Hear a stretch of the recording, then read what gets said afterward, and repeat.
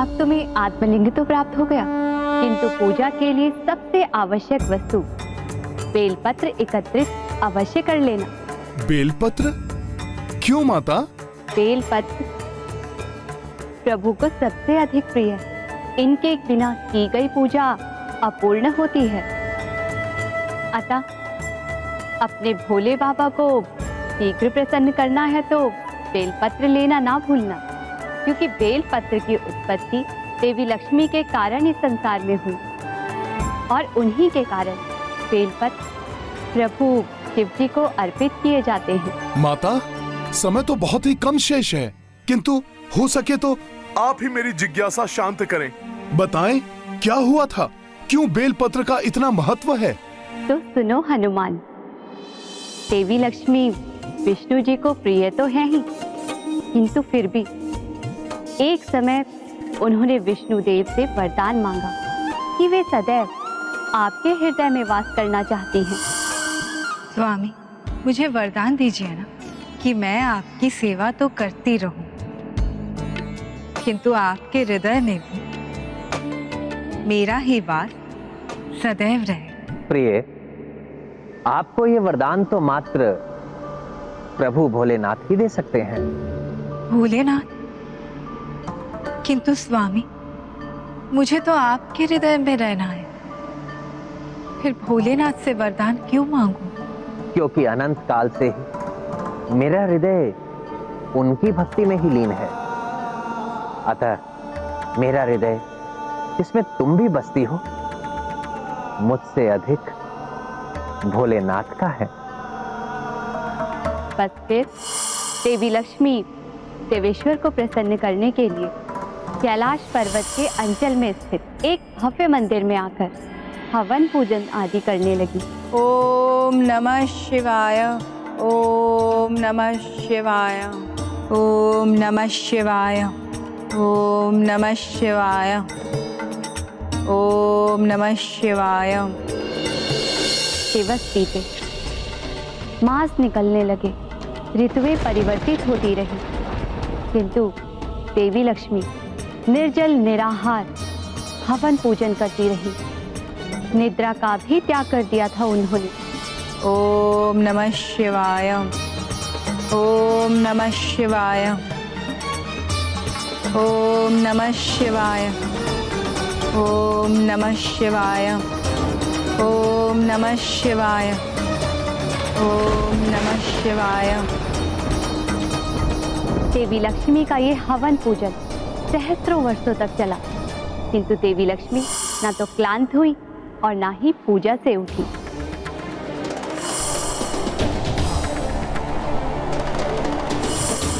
बड़ी ही कठोर तपस्या की है माता लक्ष्मी ने।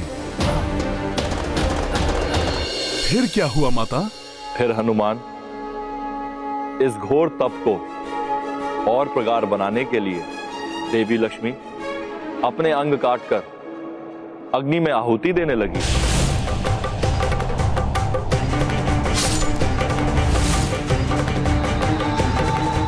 और तब उनके घोर तप एवं बलिदान के फलस्वरूप देवेश्वर ने उन्हें दर्शन दिए। देवेश्वर के दर्शन मात्र से ही देवी लक्ष्मी की काया पूर्ववत सुंदर हो गई।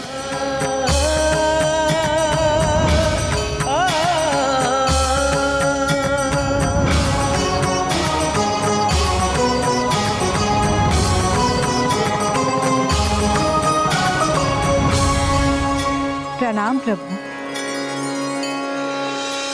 आपकी इस कठोर तपस्या से मैं प्रसन्न हूं देवी लक्ष्मी। कहिए, क्या वरदान चाहती हैं आप? मुझे मात्र इतना ही वरदान दीजिए कि जब तक ये संसार रहे, मेरे तन में प्राण रहे, मैं सदैव स्वामी श्री विष्णु देव की सेवा करती रहूं और उनके हृदय में सदैव मेरा ही वास रहे। तथास्तु।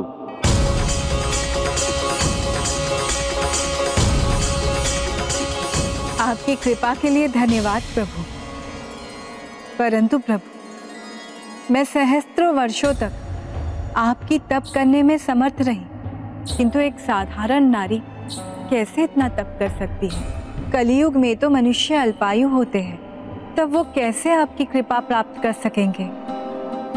प्रभु, कुछ ऐसा विधान कीजिए कि कलयुग में भी मनुष्य आपकी कृपा सहजता से प्राप्त कर सके। देवी लक्ष्मी, आपने जो इस अग्नि में अपने पवित्र अंगों की आहुतियां दी हैं, वो व्यर्थ नहीं जाएंगी।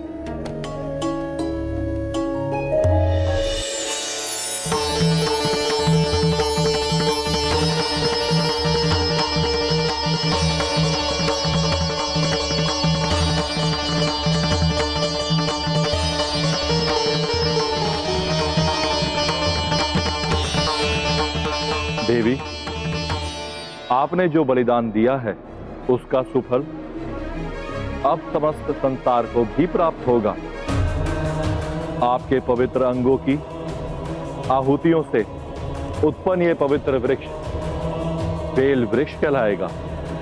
इसके बेल पत्रों को अब से जो भी शिवलिंग पर चढ़ाएगा उसे आपके तप के समान ही पुण्य की प्राप्ति होगी। इस प्रकार तब से लेकर अब तक कोई भी शिव पूजा बिना बेलपत्र अर्पित किए पूर्ण नहीं होती। तब तो मैं लौटते समय उसी मार्ग से जाऊंगा जहां पर ये वृक्ष है, वहीं से मैं बेलपत्र एकत्र करूंगा। वो वृक्ष तुम्हें कैलाश क्षेत्र के घने वन में मिलेगा हनुमान। किंतु स्मरण रहे, भगवान को अर्पित करने के लिए जो बेलपत्र तुम चुनो वो 3 पत्र, सुंदर एवं बिना छिद्र के होना चाहिए। माता, किंतु 3 पत्र वाला ही क्यों? हनुमान, ये समस्त सृष्टि रजोगुण, सतोगुण एवं तमोगुण के आधार पर रचित हुई है। रजोगुण द्वारा ब्रह्मदेव सृष्टि रचते हैं, सतोगुण द्वारा विष्णुदेव सृष्टि का संचालन करते हैं एवं तमोगुण द्वारा महादेव सृष्टि का संहार करते हैं। बेलपत्र के ये 3 पत्र इन तीनों गुणों एवं त्रिदेव का प्रतीक माने गए हैं। किंतु ये भी स्मरण रखना कि सूर्यास्त के पश्चात बेलपत्रों को नहीं तोड़ा जाता है। अवश्य माता, मैं स्मरण रखूंगा। और ये भी स्मरण रखना हनुमान कि तुम किसी भी मार्ग से जाओ, कितनी भी बाधा आए, किंतु आत्मलिंग को धरा पर मत रखना, अन्यथा ये वहीं स्थापित हो जाएगा। मैं स्मरण रखूंगा प्रभु। अब आपका ये पूज्य आत्मलिंग प्रभु श्री राम के नेत्रों के समक्ष ही स्थापित होगा। प्रभु, मुझे आज्ञा दीजिए। प्रणाम प्रभु। प्रणाम माता।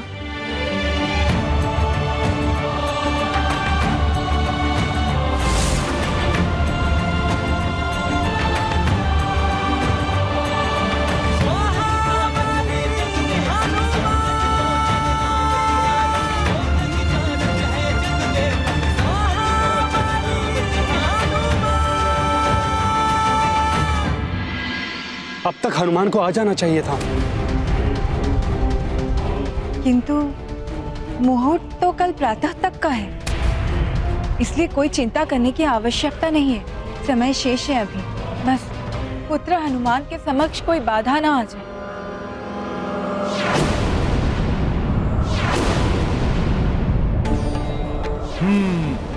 वो रहा बेल वृक्ष। 3 पत्र वाला बेलपत्र, ये रहा।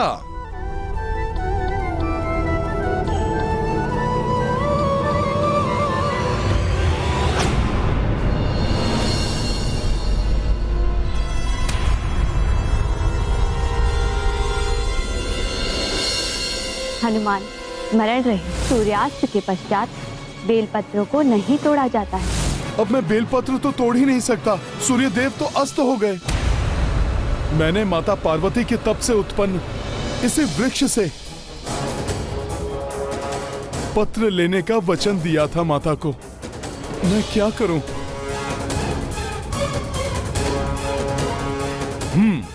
प्रातः तक मैं यहीं रुकता हूं।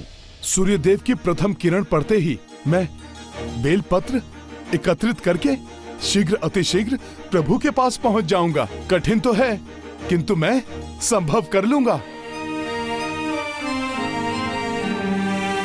भोले बाबा के आत्मलिंग को मैं धरा पर भी तो नहीं रख सकता।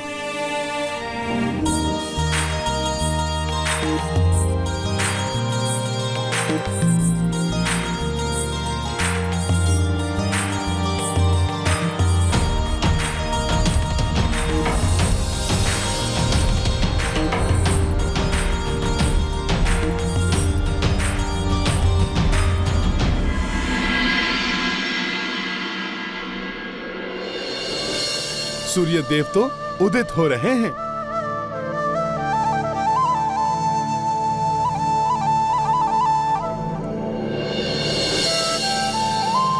अब इनकी प्रथम किरण पड़ते ही मैं बेलपत्र एकत्रित कर लूंगा।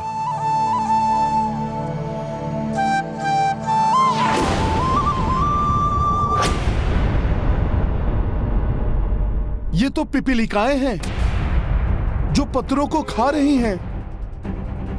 भगवान को अर्पित करने के लिए जो बेलपत्र तुम चुनो वो 3 पत्र सुंदर एवं बिना छिद्र के होना चाहिए।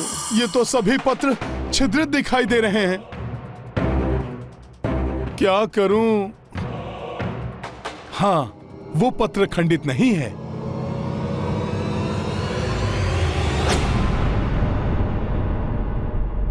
पिपलिकाएं तो इन पत्रों पर भी आ रही हैं। सूर्यदेव भी ऊपर चढ़ आए हैं। अब तो बहुत ही कम समय शेष है। पत्र भी लेना है, किंतु उसके पूर्व कुछ भी करके इन पिपीलिकाओं को बिना क्षति पहुंचाए यहां से हटाना होगा। प्रभु, हमने बहुत ढूंढा, हमें बेलपत्र कहीं भी प्राप्त नहीं हुआ। प्रभु, नल और नील को दूसरी दिशा में भेजा है बेलपत्र लाने के लिए। कदाचित वो समय रहते बेलपत्र ले आए। ना तो बेलपत्र मिल रहे हैं और ना ही हनुमान अभी तक आत्मलिंग लेकर लौट पाए हैं। मुहूर्त भी निकला जा रहा है, अब अधिक समय शेष भी नहीं है। अब तक तो मुझे यहां से प्रस्थान कर जाना चाहिए था, किंतु बेलपत्र लेना भी तो आवश्यक है। प्रभु, कोई तो उपाय होगा।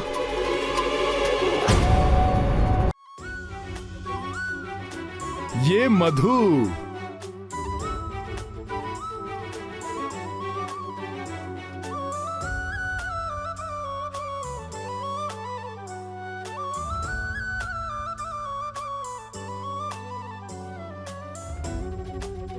ये युक्ति कार्य कर रही है। शीघ्र हटो पिपलिकाओं, हनुमान को शीघ्र ही प्रभु श्री राम के पास पहुंचना है।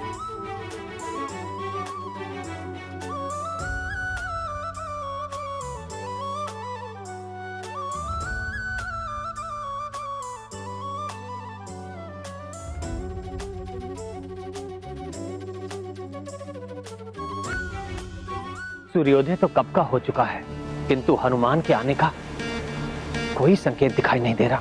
पूजा की सारी व्यवस्था तो पूर्ण हो चुकी है, बस बेलपत्र नहीं मिल पाए अभी तक। हनुमान को विलंब हुआ तो मुहूर्त निकल जाएगा। कैसे पूजा होगी और कैसे हम अयोध्या जाएंगे भैया? मेरे विचार से हमें हनुमान की प्रतीक्षा करने के स्थान पर किसी और विकल्प के विषय में सोचना चाहिए। स्वामी, क्यों ना मुहूर्त निकलने से पूर्व पार्थिव शिवलिंग का निर्माण करके पूजा प्रारंभ कर दे। भगवान तो कण कण में है और भगवान तो अपने भक्त की भक्ति एवं श्रद्धा को ही देखते हैं। हो सकता है नल एवं नील भी तब तक बेलपत्र लेकर लौट आए।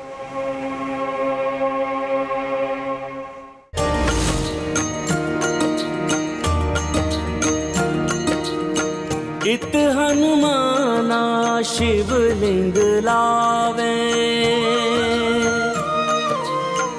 उतलिंग पार्थिव राम बनावे। जलाभिषेक किए अवध बिहारी, इतने में हनुमत भी पधारे।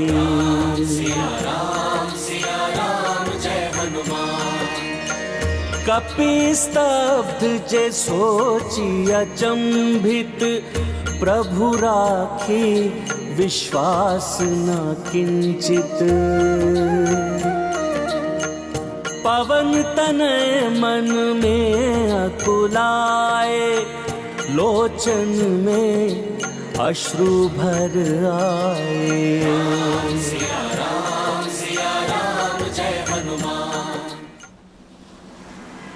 मेरी प्रतीक्षा क्यों नहीं की प्रभु ने? क्या उन्हें मुझ पर विश्वास नहीं रहा? कैसा दुर्भाग्य है ये। हनुमान आ गए।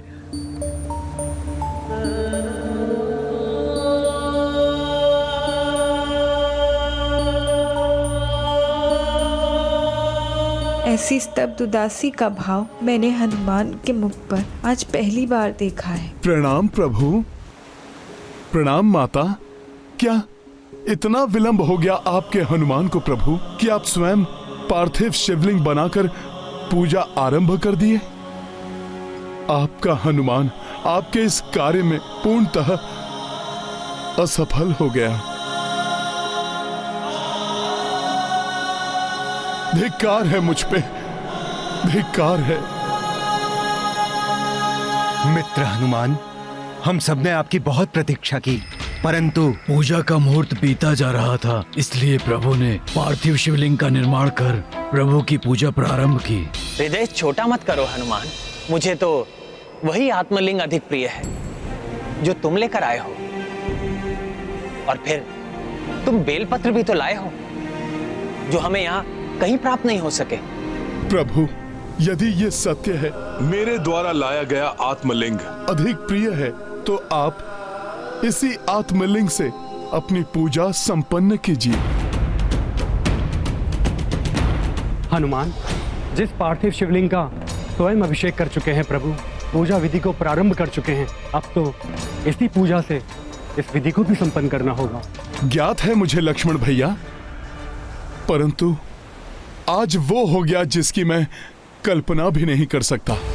राम काज में असफल हो गया मैं। ये कैसे स्वीकार कर सकता हूं मैं? इसलिए आज ये भक्त अपने प्रभु से अनुरोध करता है, मेरी भेंट को स्वीकार करना ही होगा इन्हें। मेरे द्वारा लाए आत्मलिंग को स्थापित करना ही होगा इन्हें।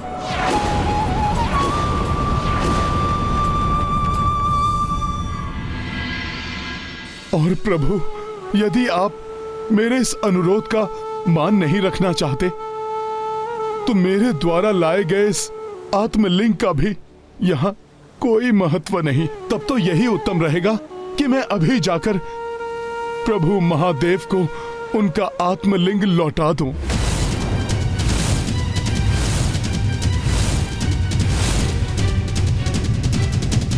मैं जाकर भी हनुमान का यह अनुरोध स्वीकार नहीं कर सकता। कम से कम मैं प्रभु के इतने काम तो आ सका कि उनकी पूजा के लिए बेलपत्र ला सका।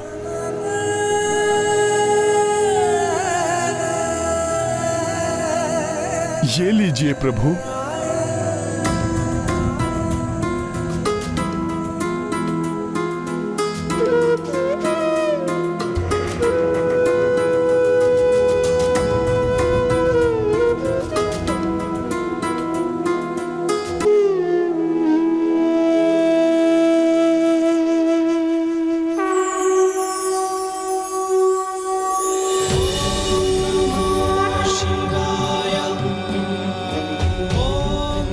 प्रणाम भोले बाबा।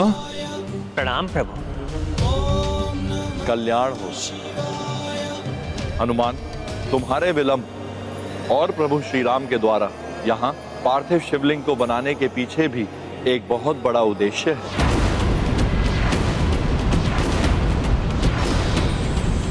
प्रभु, भक्त की विफलता के पीछे भला क्या उद्देश्य हो सकता है? प्रभु, भक्त की विफलता के पीछे भला क्या उद्देश्य हो सकता है? भक्त और भगवान दोनों के हाथों दो पृथक लिंग एक साथ स्थापित होने का उद्देश्य है हनुमान। इसलिए तुम विफल नहीं सफल हुए हो। भक्त प्रभु की भक्ति तो करता ही है, परंतु वो अपने प्रभु से हट करने का अधिकार भी रखता है। इसलिए आज यहाँ भक्त और भगवान दोनों ही लिंग स्थापित करेंगे। भगवान द्वारा स्थापित लिंग को जगत राम लिंगम पुकारेगा और भक्त द्वारा स्थापित विश्वलिंगम कहलाएगा। आज से यह स्थान रामेश्वरम के नाम से परिचित होगा। मैं घोषणा करता हूं कि जो भी यहाँ पूजा के लिए आएगा वो मेरे द्वारा स्थापित पार्थिव शिवलिंग से पूर्व हनुमान के द्वारा लाए आत्मलिंग का अभिषेक करेगा। इस पुण्य तीर्थ स्थल पर ऐसे पूजा करने वालों के समस्त दुखों और पातकों का नाश होगा। हर हर महादेव, हर हर महादेव, हर हर महादेव। जय श्री राम।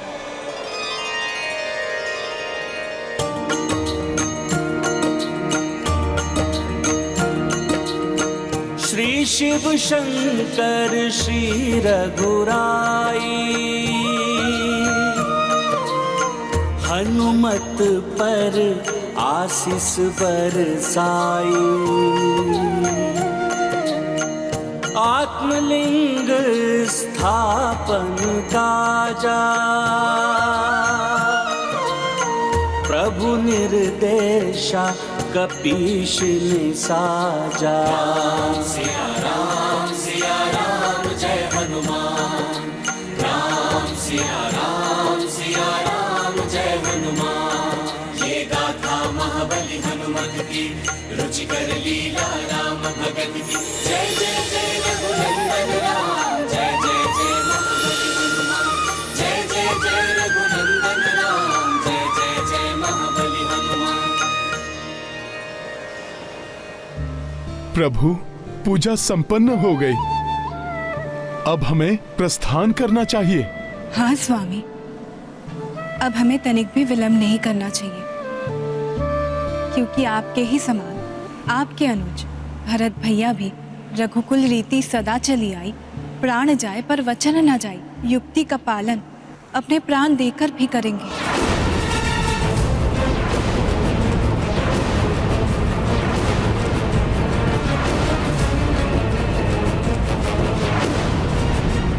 ईश्वर की प्रत्येक लीला में जन कल्याण छुपा होता है।